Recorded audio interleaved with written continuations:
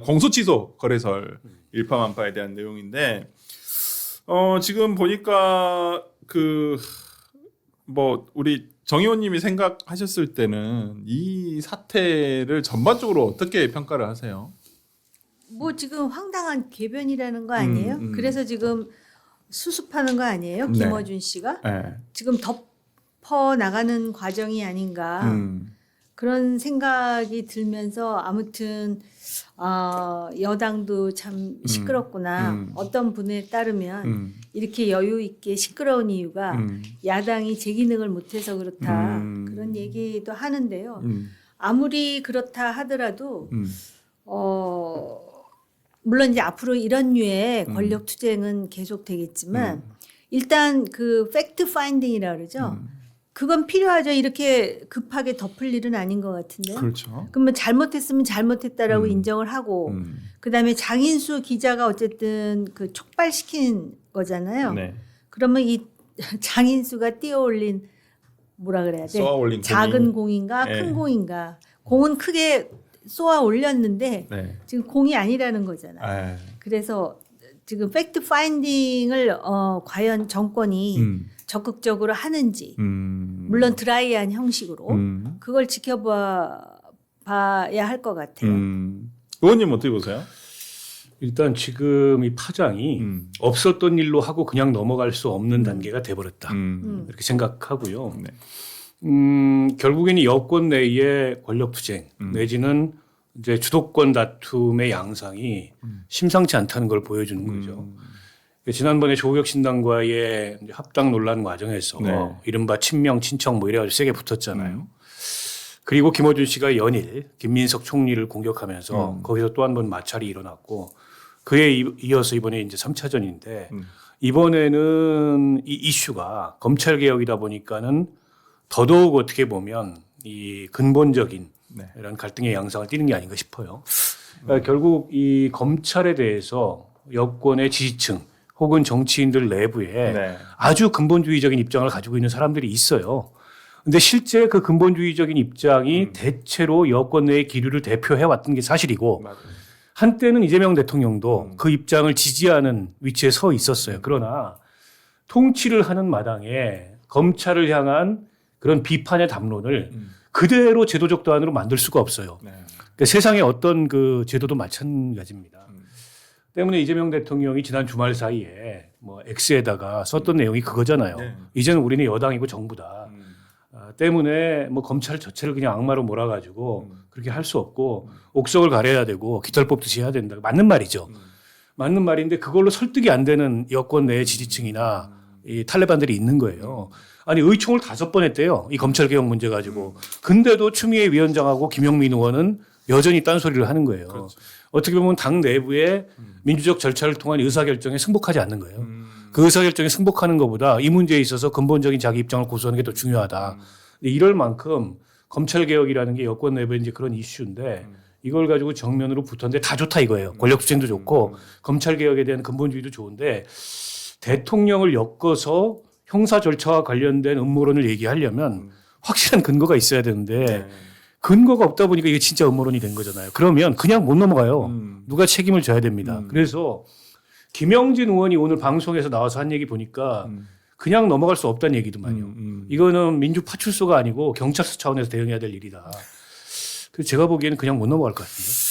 그러니까 이거 전반적으로 이제 두 분께서 되게 이제 평가를 해주셨는데 한번 조목조목 한번 이 상황을 참 이게 저는 굉장히 다각도로 볼 만한 부분이 있다고 보여요. 그러니까 뭐 여권 내에 어떤 권력 구조, 그다음에 이제 8월달에 있을 전당대회, 그다음에 검찰 개혁과 관련한 지금 뭐 민주당 내에서 어떤 논란 이게 복합적으로 이게 엮이면서 되게 폭발력이 있어 버리는데 한번 그 김어준 씨가 오늘 보니까 우리도 몰랐다 이렇게 한 발 물러선다 반응을 보이고 있는데요. 당시 영상을 한번 보도록 하겠습니다.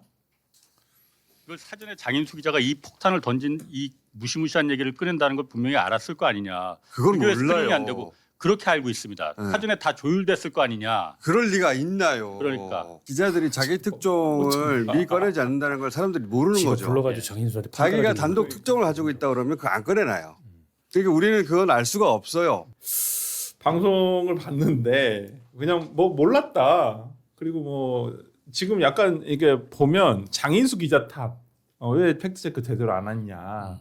그다음에 일반적으로 보통은 데스킹이라는 게 있잖아요. 언론사. 그리고 지금 김어준의 겸공은 언론사로 등록이 돼 있고 지금 청와대 출입도 하는 언론사예요. 정식 언론사인데 인터넷 언론사인데 지금 저런 방송 특히나 라이브로 하는 방송에서 사전에 어떤 조율되지 않은 의제를 꺼낸다는 게 모르겠습니다. 여기 두 분도 저보다 이제 방송 훨씬 더 오래 하시고 많이 하셨지만 그런 경우가 있나? 아니 우리가 김어준 씨나 김어준 씨의 뉴스공장이 어떤 방향으로 방송을 하고 이슈를 다루는지 알잖아요. 그렇죠.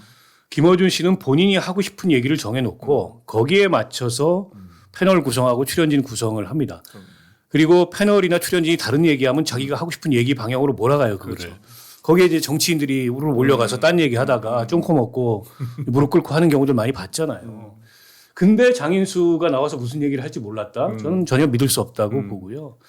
그런데 이제 김어준 씨가 과거에도 근거 없는 음모론을 제기했다가 사실이 아닌 것으로 판명이 났지만 그에 대해서 인정도 해명도 사과도 없이 넘어간 게 한두 번이 아니에요. 근데 이번에 김어준 씨가 저 정도로 나오는 거는 본인도 이 문제의 심각성을 인지했다는 거지.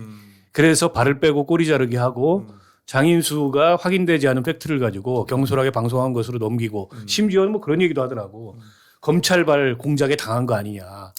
뭐 이런 또 다른 음모론을 제기하면서 이걸 물타기 하고 넘어가려고 하는데 근데 이게 한두 번이 아니잖아요. 그런데다가 장인수가 그래 내 실책이다. 내 잘못이다 인정하면 모르겠는데 절대 인정하지 않아요. 거기는 지금도. 그러니까 이게 더 꼬이는 거예요. 그래서 이게 이렇게 넘어갈 수 없는 문제고 그러나 김어준의 체급이 워낙에 커졌기 때문에 여당이 이걸 쉽게 대응을 못해요. 게다가 정청래 대표하고 특수관계잖아 일종의. 그렇죠. 그러면 뭔가 법적인 조치나 이런 걸 하려면 당대표의 결단이 있어야 되는데 그것도 못하는 거죠. 네. 근데 이걸 둘러싸고 당내에 친명과 뭐 친청 혹은 친명과 비명 간에 약간의 결이 다른 목소리가 지금 나오고 있어요. 네, 한준호 의원, 뭐 김영진 의원 이런 사람들 이렇게 못 넘어간다. 강하게 지금 요구를 하고 있고 왜 당에서 이걸 갖다 이렇게 허술하게 대응하고 있냐. 근데 김현 의원인가요? 네. 그분은 무슨 민주파 출소 이걸 관할하는 무슨 당 홍보 뭐 소통위원장이라는데 엉뚱한 데를 지금 법적 대응을 하겠다고 그 문제에 대해서 네. 그냥 예. 넘어가려고 한다라고 네. 하는 언론사를 상대로 뭐 기자회견을 하더라고요. 그래서 ong뚱한 일을 하고 있다고 보고 아무튼 간에 홍사훈 씨도 그렇고 김어준 씨도 그렇고 지금 이 문제에 대한 여권 지지층 내에 아주 거센 반발과 비판 혹은 여당의 거센 반발과 비판에 직면해서 좀 움찔하고 있는 거죠. 그러니까 저 봤을 때는 되게 너무 당황한 것 같아요. 김어준 씨도 제가 봤을 때는 이게 폭발력이 너무 저런 적이 커버리니까. 없었거든 김어준. 그러니까요. 그래서 어떻게 보세요, 의원님? 그동안 그 잽을 날리고 있었잖아요. 네. 정권을 향해서. 네, 네. 그러니까 김어준 씨는 이거는 뭐 제가 상상하는 건데 그 행동을 보면 과거에 무슨 드라마 중에 내 손 안에 있소이다 이런 그 대사가 굉장히 유명한 적이 있었거든요. 그러니까는 민주당은 내 손 안에 있다라는 그런 착각이 있었던 것 같아요.